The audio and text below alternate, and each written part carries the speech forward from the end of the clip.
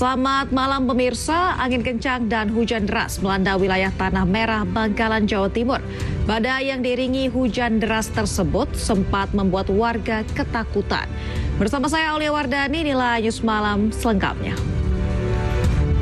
Terduga pelaku pencabulan dikepung warga di Kota Tanjung Balai, Sumatera Utara. Pelaku diduga mencabuli anak di bawah umur yang adalah tetangganya sendiri. Gara-gara menghindari sepeda motor yang belok mendadak, sebuah mobil minibus di Surabaya masuk ke sungai. Proses evakuasi yang dilakukan Dinas Pemadam Kebakaran dan Penyelamatan DPKP Kota Surabaya berlangsung 1 jam. Puluhan pemuda yang melakukan konvoi berkendara motor di jalur Poros Pantura Lamongan, Jawa Timur diadang polisi. Sejumlah pemuda ditangkap beserta motor dengan knalpot brong. Pasangan suami istri di perumahan Puri Anggrek, Kelurahan Teritih, Kecamatan Walantaka, Kota Serang, Banten, diduga jadi korban perampokan. Sang istri tewas dalam kondisi terikat sementara sang suami di dalam karung tak sadarkan diri.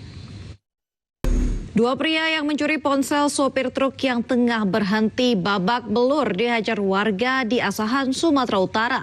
Selain itu, motor pelaku juga dibakar oleh warga.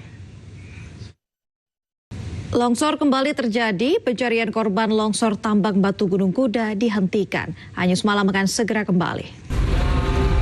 Pemirsa, jumlah korban longsor galian C di area Gunung Kuda, Cirebon, Jawa Barat bertambah menjadi 19 orang.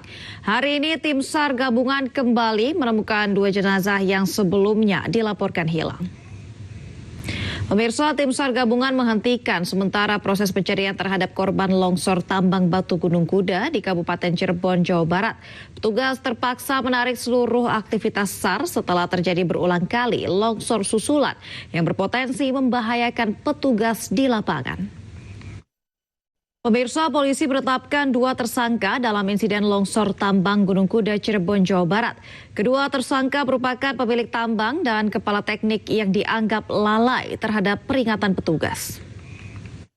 Pasca terjadinya longsor tambang batu di Gunung Kuda, Cirebon, Jawa Barat, Deddy Mulyadi apresiasi untuk kepolisian yang sudah menetapkan 2 tersangka atas kelalaian dan tidak menggubris peringatan petugas yang mengakibatkan 19 orang tewas dan 6 korban hilang tertimbun.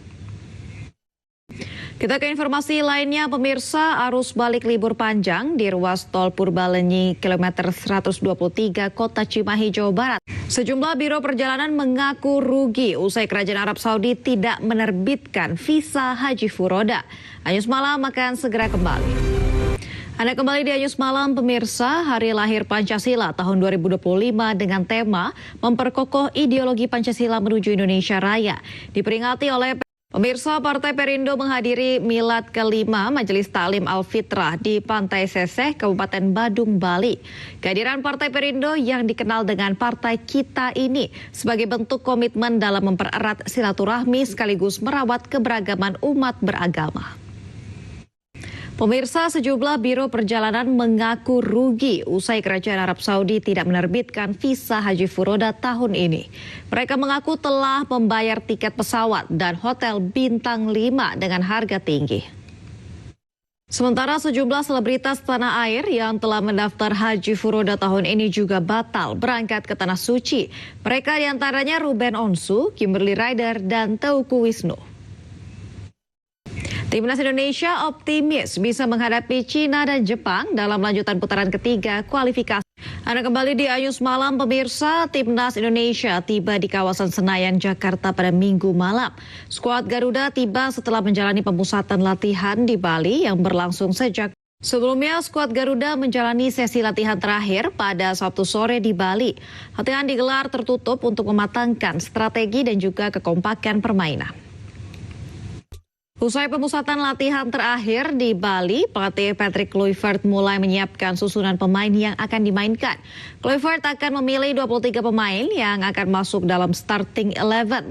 Setelah menjalani pemusatan latihan yang lebih panjang, Timnas Indonesia optimis bisa menghadapi Cina dan juga Jepang dalam lanjutan putaran ketiga kualifikasi. Kita beralih ke berita internasional, pemirsa. Hujan lebat memicu tanah longsor di Bern, Tenggara Swiss akhir pekan ini. 2 orang tewas dan 1 Pemirsa, 12 pengungsi sudah tewas dalam kecelakaan lalu lintas yang terjadi di Kufra, Libya. Pemirsa, spanduk bertuliskan hentikan genosida di Gaza berkibar selama laga final Liga Champions antara Paris Saint-Germain melawan Inter Milan di Stadion. Pemirsa, setidaknya 31 warga Palestina tewas dan lebih dari 170 terluka setelah pasukan militer Israel diduga melepaskan tembakan ke arah kerumunan yang berkumpul di dekat titik distribusi bantuan kemanusiaan di Rafah, Gaza Selatan. Pemirsa, berdalih memburu Hamas, pasukan Zionis Israel terus menghujani jalur Gaza dengan serangan roket mematikan. 60 gedung hancur dalam waktu 48 jam. Sementara itu, tentara Zionis Israel juga dengan sengaja menabrak sebuah bus jemaah calon haji asal Palestina di Jenin, tepi barat. Dan pemirsa, usai sudah kebersamaan kita dalam iNews Malam hari ini. Temukan informasi-informasi terbaru lainnya di www.inews.id. Dan cuplikan berita iNews dapat Anda saksikan di kanal YouTube @official iNews. Mewakili kerabat kerja yang bertugas, saya Aulia Wardani pamit undur diri. Terima kasih, selamat malam, dan sampai jumpa.